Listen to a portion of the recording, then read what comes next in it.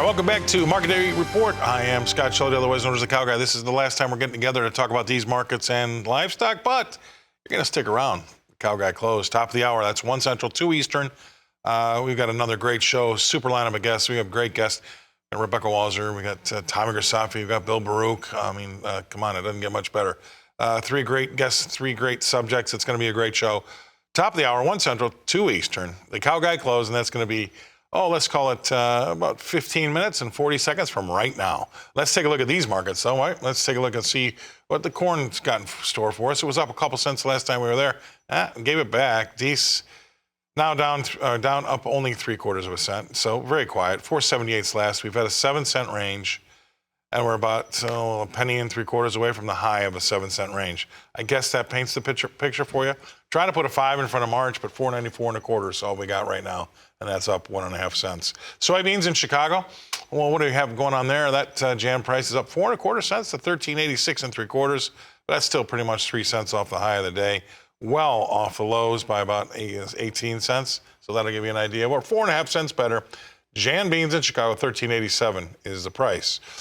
Wheat in Chicago, well, that price, 5.73 1/4. That's December. That's down 5 3/4 cents. Right now, that's in the middle to the low end, right? We're only about what? I'm going to call that a penny and a half off the lows of the day. So there you go. Now we're 2 cents off the lows of the day. 5 1/4 cents lower. 5.73 3/4 is last. And we've had a 13.5 cent range. So that'll give you an idea about the strength of that market. It's not very strong. Hard red wheat in Kansas City, let's go there. That's down by a penny. That's the Dees contract. 6.40 is last. 3.5 cents from the low of the day and about 9 cents from the high. All right, that should paint the picture for you. That's hard red wheat in Kansas City. Let's go to Minneapolis and see what the spring wheat's got for us. That's an upboard. 3 1/4 cents higher on that Dees contract. 7.32 is last. 7.5 cents off the high.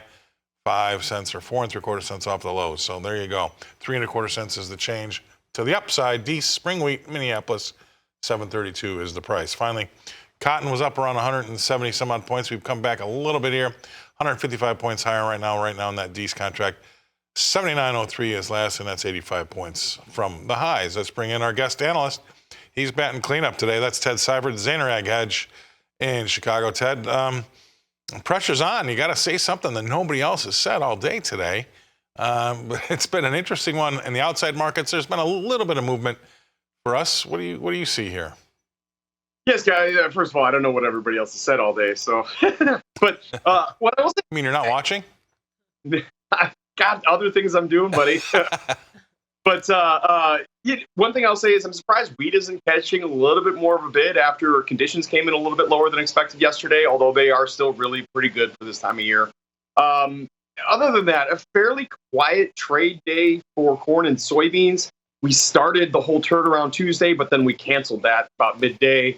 Now we are holding or adding to the gains that we saw yesterday. That's a pretty good sign.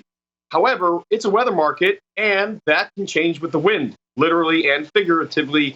If these South American forecasts change dramatically, then markets can change really quickly too. But in the meantime, without a change in South American weather, we are setting up some chart formations, specifically corn's key reversal yesterday, although technically speaking, it wasn't a new contract low. It was a low since September of 2021. In my book, we're going to count that. So charts are kind of setting up for some extended strength. Maybe this seasonality of higher markets into the end of the calendar year actually happens. But again, weather market, that can get derailed in a hurry if you get a weather South American, weather Brazilian forecast in particular. Yeah, I mean, it's one of those things. I mean, are you guys telling your producers to reward the rally? What are you talking to them about? But I'll say this, Scott. It's a lot easier to sell cash, and then if you want to re-own with calls, you can. Specifically in corn, calls are still really very cheap because of all the pressure we've been putting on the corn market. Storing and paying interest is really the best thing to do this year, especially since you have a lot of downside risk as well on a corn crop that you paid a lot of money for. Again, I've said it before, one of the most expensive corn crops, if not probably the most expensive corn crop we've ever planted. Yep. So managing risk in my book means, hey, let's sell some cash, and if we want to re-own the board on calls, they're fairly inexpensive. The dangerous thing is, I agree with you on that one, so we better be careful. All right, stay right there. Don't go away. We're going to pay some bills, come back and talk more with Ted Seifried, Zaner Ag Hedge. about the livestock after this. All right, welcome back to Market Day Report. I am the cow guy, and that means we got to take a look at these prices when it comes to cattle. Let's bring up that live cattle board. I've already got it preloaded. Look at that. I'm that kind of guy. 90 cents higher, these live cattle. 175.90s last there. Oh, I mean, that's well off the highs. We're just kind of bumping around in the middle of the day's range there. But we're 97 cents higher. Feb's up $1.70 to 176.97. So that's not bad, but we're still, again, in the middle of the day's range. Let's go to feeders. What's happening over there? Well, I can tell you that Jan's up 37 cents. We've come back off our highs, obviously. 228.67s last. We're at the lower end of the range. $1.20 higher in the March, right behind it to 231.27. So that's feeders. Just kind of giving back a little bit of those gains.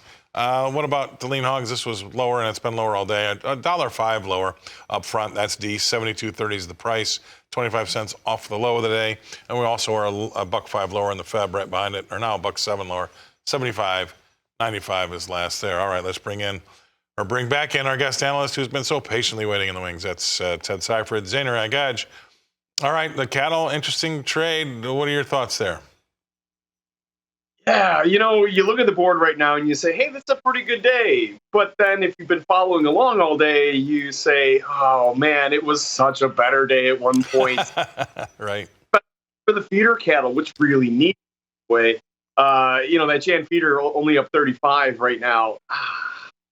Yeah, that was so much better earlier. So, yes, I mean, it's a mixed emotion day for the cattle complex. Yes, it's a positive day. And for the live cattle, it's positive by double digits, so that's good to see, or triple digits, so that's really good to see. But again, you long for what the day was much earlier.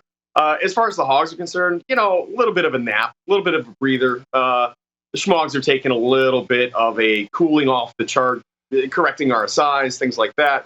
I don't know. I think that hog chart still has room to go to the upside. It looks pretty good, but today's just it's not a big day for the hogs in either direction.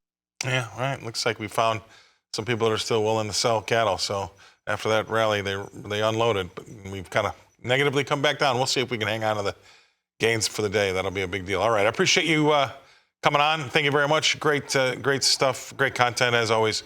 That's going to be Ted Seifried, Zaner Ag Hedge. He's coming to us from Chicago.